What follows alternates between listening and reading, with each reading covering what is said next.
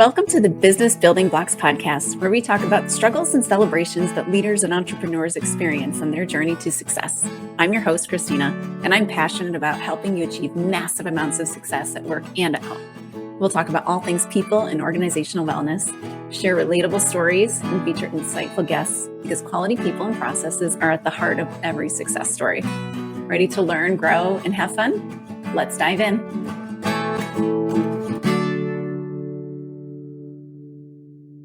Hello, it's Kristina. This is part 2 of an amazing conversation with Dana K. White, who is an author, podcaster, and creator of the No Mess Decluttering Process. It was such a fun conversation that we went rather long. So if you haven't listened to part 1 yet, go back and listen to the previous episode because we introduce her, we talk about her 5-step decluttering process, and really get into kind of just who she is, why she does what she does. And now in part 2, we're going to go in a little bit deeper and really get into how she's helping people beyond just decluttering, and both in terms of emotional and coaching them and getting over some of those thoughts that we talk about that get in our way, and spiritually as well. So if you haven't listened to episode 1 in the series yet, then hop back to the last podcast episode, listen to that, and then join us here for the rest of our conversation. And if you've already listened to episode 1, enjoy the wrapping up of this conversation, and I hope it blesses you as much as it blessed me. All right. Well, which one are you willing to get rid of in order to keep this gum wrapper? Is this gum wrapper good enough to keep instead of the water bottle cap that you had this, some other idea? Like we go through that process instead of it being a thing. And then they are the ones facing reality. This process is really just about facing reality. Okay. And somewhere along this process, a lot of people will say, when I say, let's take it there now, that's when they go, actually, nah, because they don't want to take it there now. They don't want to walk over there. Right. So like that part of the process. But if not, let's walk all the way over there. Well, seeing that I have crazy high pile of things like used gum wrappers might be the thing that makes them go, actually, yeah, I can get rid of this.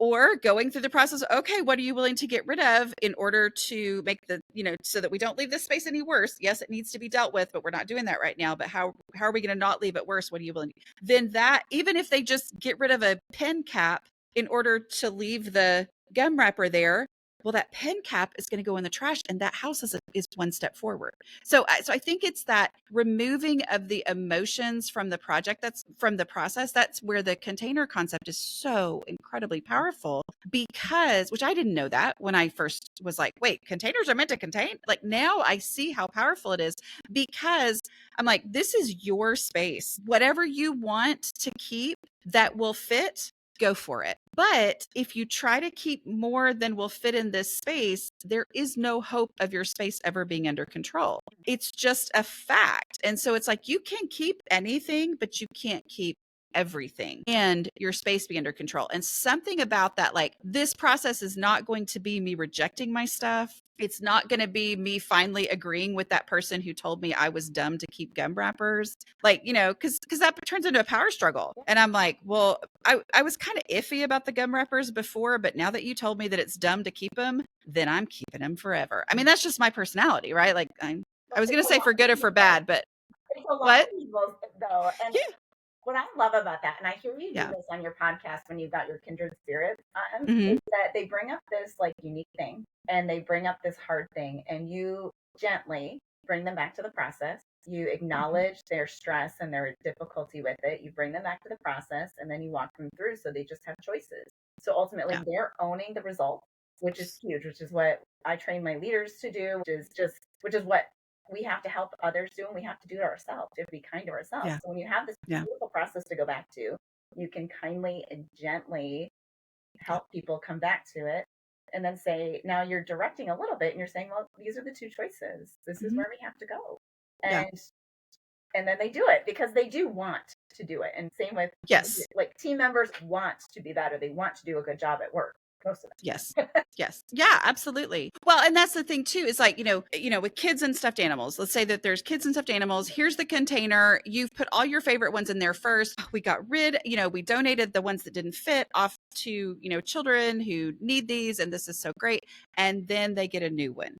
and then they find their favorite stuffed animal, that they've been missing for a year and it was under the whatever, like they find that. And then it used to be like, oh no, like, oh no, what do I do? Because I just figured this out and now I can't. And it's like, I get to be the one to say, oh, of course you can keep it. Which one are you willing to get rid of in order to make the room for this one? And then they say, oh, well, I can't get rid of any of those. Oh, I'm so sorry. And I get to feel the pain with them. It is hard. It is not fun. It is not exciting. It is not something I love, that not everything will fit in my house. I don't live in Harry Potter. I mean, I just don't. Things don't expand because I want to keep more stuff, right? And so that, not live in Harry Potter, live in, you know what I mean. But anyway, I'm a words person.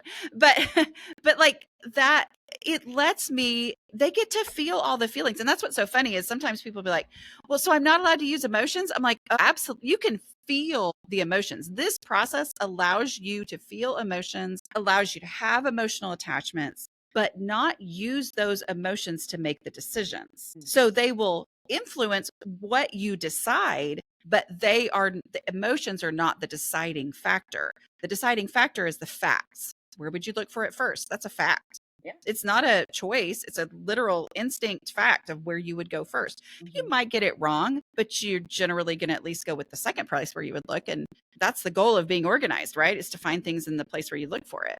Yeah. Yeah. Taking that emotion out of the decision is so huge. And it yes. It feels hard. Yeah. Doable. Yeah, exactly. So awesome.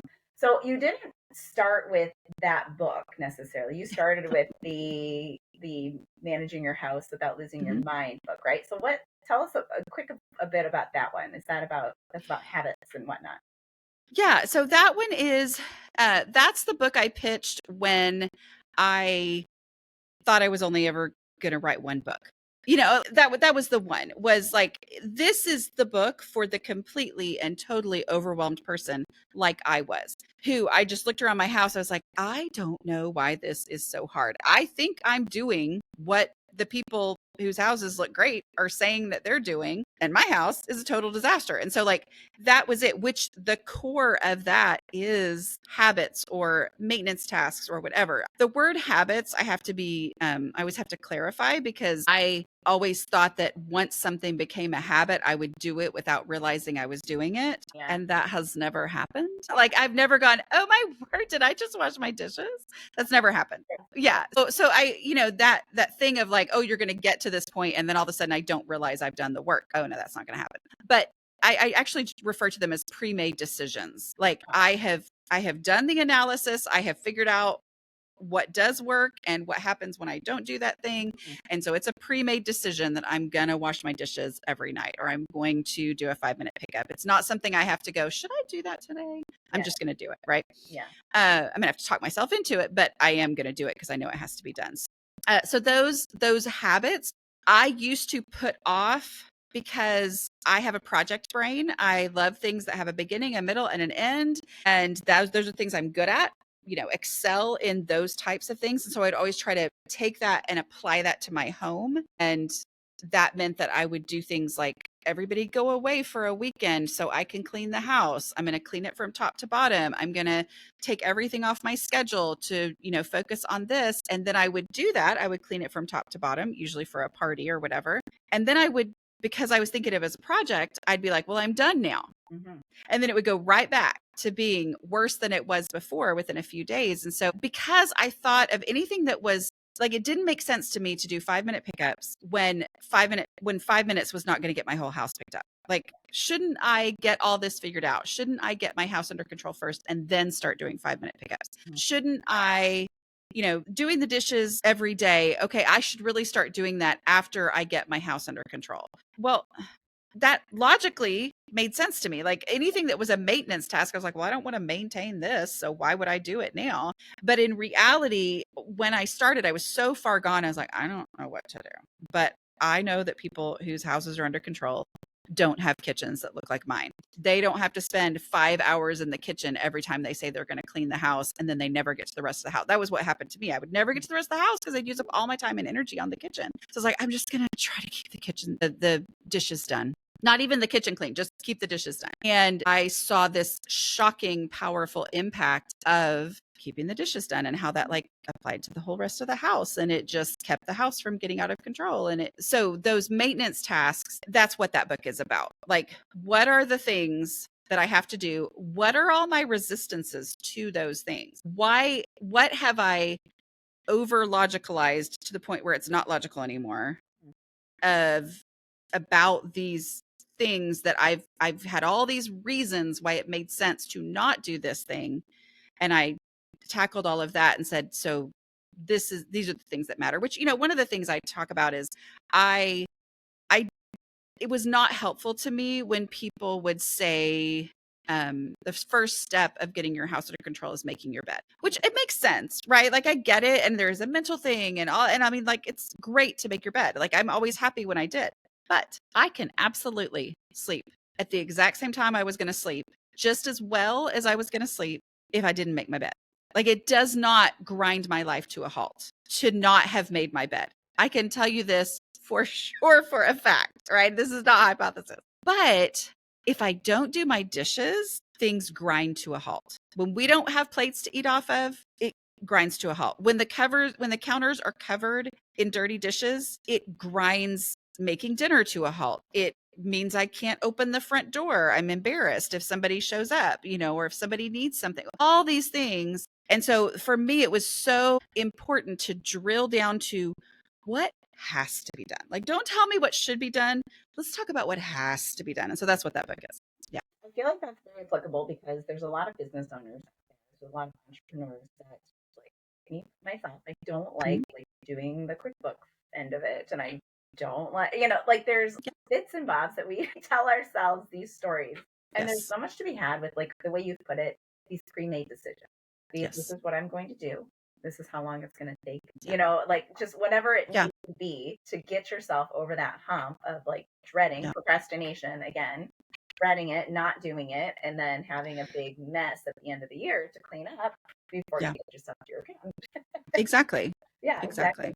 So I want to get into your newest book, The Doesn't Care About Your Messy House, because that book is a bit different than the rest. Yeah. And so tell us about like how this book came about, kind of what you touch on through it. So I wrote How to Manage Your Home Without Losing Your Mind. That was the book I pitched as like, this is maybe the only book I'll ever write. But the publisher came back with a 2-book contract and said, we want you to write that book and another one. We didn't know what the second one was going to be. That was a whole crazy story, but ended up being Decluttering at the Speed of Life, which, can I brag for a second? Yeah, please. I just got a call. It's probably been a month and a half ago from it was Friday afternoon.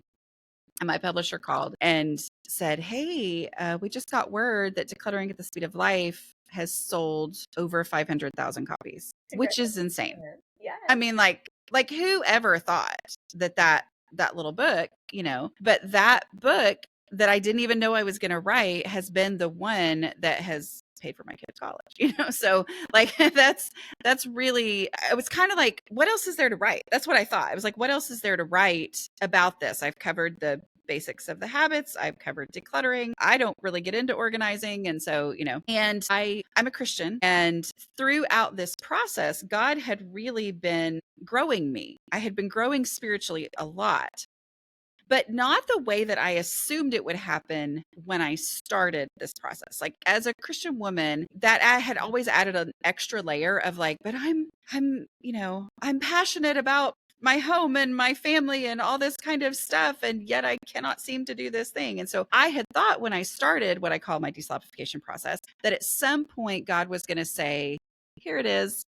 Here's the verse or the concept or something that you haven't gotten before. There you go. Now you're organized. I always thought there was something I was missing. What have I not read? And instead, what God had showed me through the process was, this was never what I was worried about. I just want your heart. The spiritual part of the process for me was being willing to make this the thing that my career is built on. That was the spiritual part for me, was to say, okay, first of all, God, this is what you want from me. Are you kidding me? Like my actual thing that's my most embarrassing, shameful secret about myself that I tried to hide from people, that's what you want to use? I'm like, okay, like that was the spiritual thing, was me being willing to say, whatever you want to do, God, in whatever way you want to do it, okay, I'm here for that.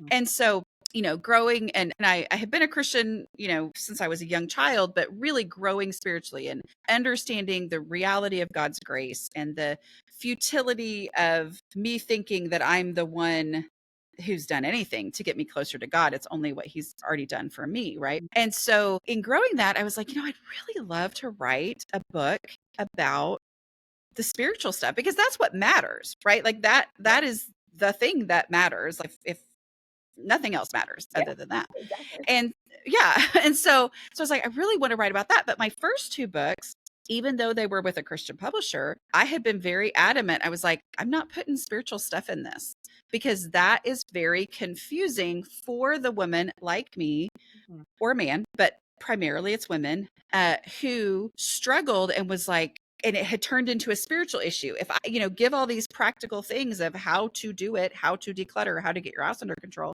and then I throw in some spiritual stuff, that's where a lot of confusion had happened for me personally, because I was like, hey, but if I still can't do this thing, then now all of a sudden this is a spiritual failure. And, and like that. So it was just very important to me for that was what God had shown me, was like, this is not a spiritual failure. It's just how I made you. You got to figure out what actually works with the brain that I gave you. Right. And so I had not put the spiritual stuff in there, but I was like, I really want to write about spiritual things. And I was thinking, but not about, like, because I didn't want to combine those two things. Yeah. I was like, I guess I would have to just kind of start a whole nother career of writing and write about spiritual stuff. And then I was on vacation, which is generally when things download into my brain, because I'm, a little different brain space. And I mean, I literally remember where I was standing when the thing that actually downloaded to my brain from God, I believe, was Jesus doesn't care about your dirty dishes. And I was like, oh yeah. And it became Jesus doesn't care about your messy house. But that was it. It was like all the things I wanted to talk about, like, do you understand the power of God's grace? And do you understand the futility of my trying to be self-sufficient, and like how much freedom that had given me and all this? And yet God had given me this particular platform. And I was like, okay, I can write the book that I passionately want to write, sharing the message I want to share, and have it work with my actual platform, because those are the people that God has given me to share to. And so it's a book about grace. It's just using this particular, strangely divisive, for a lot of people, a real shame. I knew that from personal experience. This was a major source of shame for me, using this particular thing as the example to explore God's grace. And so that I worked on it for 5 years. I actually finished the very first draft in February of 2020.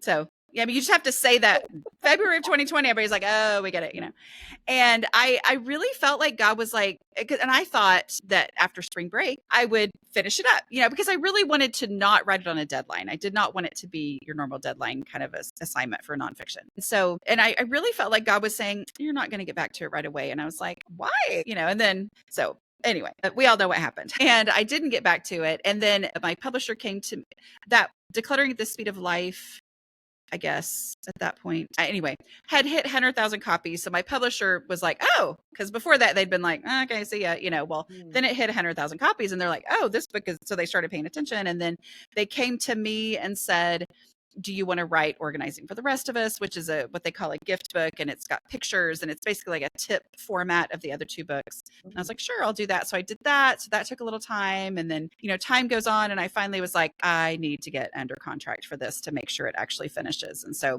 then I put that back out. So it's my heart in a book, and it's also kind of that full circle of why it was that God wanted me to write about this particular subject, and I don't know if you've seen the reviews, but I mean, there's a lot of non-Christians who've read this book because we're friends, like they would never read a book with Jesus in the title, but they read it because they're friends. They listen to my podcast or whatever. And that's why it was so important to me to put Jesus in the title, because I am not a bait and switch kind of a person. And I'm like, it needs to be very clear. And yet some people are like, wait, this book is about Jesus. And I'm like, I don't know how you missed that with that title, but okay. Like I tried really hard. I tried really hard that you would know exactly what you're getting into when you read this book. What I love about it is like you've really just gotten into like how God is using us, and he's using our weaknesses or those things Mhm. where we need him to Yeah. show us where that we need him. And it is Yes. such a beautiful thing. And yeah. Which can ultimately make me thankful for my weakness. I don't love it. I still don't love that this is my natural tendency to be messy, but it is a constant reminder of my inability to, be perfect. I can't. Yeah. So, Yeah. yeah. I think one thing that kind of hit me is like the fact that this was this piece of shame, this Mhm. piece that you were very ashamed of, and that by looking at it, talking about it, bringing it out into the light to get the stank out. Yeah. But Yeah. by doing that, like it was grace filled and Yeah. now full career. So it was Yeah. touching to me. Well, thank you. Yeah, yeah, and But I look back and I go, what I was gonna write about, I would have ended up with only Christian women as my followers, on a blog or whatever. Like what I had thought would be the thing I would write about which would have be fine, right? Like there's definitely something for that. But I, as a child, always wanted to be a missionary. You sometimes have these conversations, and I was always like, this is what I would say as a little kid, because this is how my brain works. I was like, I wouldn't want to be a pastor's wife because a pastor's wife is a pastor's wife, but a missionary's wife is a missionary. That's what I always like said. I was like, I want to be the one like sharing. I want to be the one sharing about Jesus. And so I feel like this gave, this platform that God had in mind all along was meant to be one with, I love my people. I love all of my people. And I would say probably half are not Christians. And I love them just as much. And because I love them, I want to share my faith, right? But I wanted, yeah. So this book was the opportunity to do that. Amazing, amazing. And for faith-filled business owners and leaders, that it's just proof that we can bring the faith in. Faith is Yeah. happening at work, Yeah. even though Yeah. I know from my upbringing of work, I guess you could Yeah. say like it was very separate. I took Mhm. separation of church and state very seriously. Yeah. Yeah. But the reality is it does intersect. And when Yeah. we can grow here and when we can take care of our spiritual wellness, it's going Mhm. to make our businesses flourish because now God's on our side. Now he's there Yeah. with us. He's pushing it. And it's just such a great example of that. Well, and being honest is so much more fun. Mm-hmm. That was the whole reason I thought I had to get my house under control before I could start writing, because I thought if I'm trying to write about, beautiful, great things, and I felt like I had to hide my house, that doesn't go with my personality, right? Like I'm just not a hider. Part of that comes like I just don't put it out there, like I'll just avoid the thing so that I don't have to share the thing. But I'm like, if I'm sharing about motherhood and raising kids and all this kind of stuff, and your house is kind of part of that, and I'm like, I wouldn't want to feel like I had to hide that or live in fear that someone would find out the truth. And so there's just so much freedom and power in, let's just be honest, because that's necessary anyway for, God to come in. Like you said, the shining the light on this issue is key. Yeah, So, totally. And that ability to be vulnerable, like yeah. as leaders, business owners, and all of that, sharing those struggles is going to help your team as well. And I know your vulnerability has helped your audience, has helped your Yeah. clients, has helped me. I know that. And just saying, hey, this is hard and that's okay. And I'm here with you.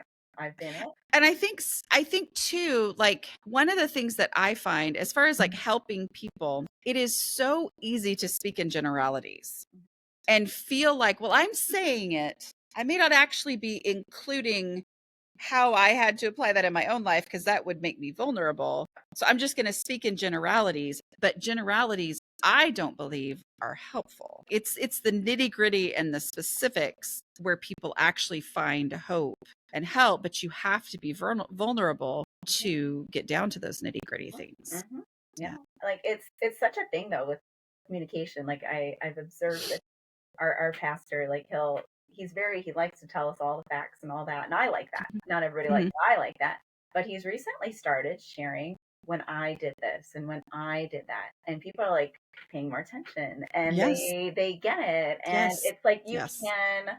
you feel like he's one with you and you Yeah. feel like okay, he's a real human and it's real. And now you can see it makes sense. And again, that storytelling, that experience, Yeah. those real life situations are going to help people come along with you. Yeah. And I think that's in the Jesus Doesn't Care About Your Messy House, that book, having this very specific issue to talk about, because we can talk about, Jesus' forgiveness and his grace and his, nothing is beyond his forgiveness and his grace. But it's very easy to like think inside your head, I get it. Oh, well, not that, like Yeah. about myself or about other people. So like bringing one of those, because I think this is one of those subjects, because I get that from a lot of people who hear the title of the book and they don't know what I do. They don't understand. And they're just like, yeah, but people don't want to have that conversation that ultimately Jesus does not care about your messy house. I'm not saying your messy house doesn't matter. I'm saying let's don't make that a spiritual issue. Like that is not the thing that is getting you closer to him. And so like it gives the opportunity to really go deep into that because we're being so specific. Yeah. Yeah. Awesome. Well, Dana, thank you so Thank you. much for this lovely conversation. I have felt like I've known you for years. Oh, well, you have. I'm glad to get to know you. Love to converse with you. So thank Yeah. you so much for sharing your gifts and sharing your knowledge and your lessons in life and your beautiful writing. Thank you. This is very fun. I appreciate very much you having me on. Awesome. Well, thank you so much. And to the listeners, thank you for enjoying the episode. If you liked today's episode, please like it, share it with a friend, make a comment on the YouTube and leave a review, because that's how we get the word out there. And I will see you in the next episode of the Business Building Blocks podcast. Thanks for tuning in to the Business Building Blocks podcast. If you enjoyed this episode, make sure to subscribe so you don't miss what's next. If you found value in our conversation, please leave a quick review, like, or share. It helps us reach more amazing listeners like you. For more resources and insights, visit KristinaSchmitt.ca, where you can find tools and support to empower your leadership journey. Thanks again for listening, and we'll see you in the next episode.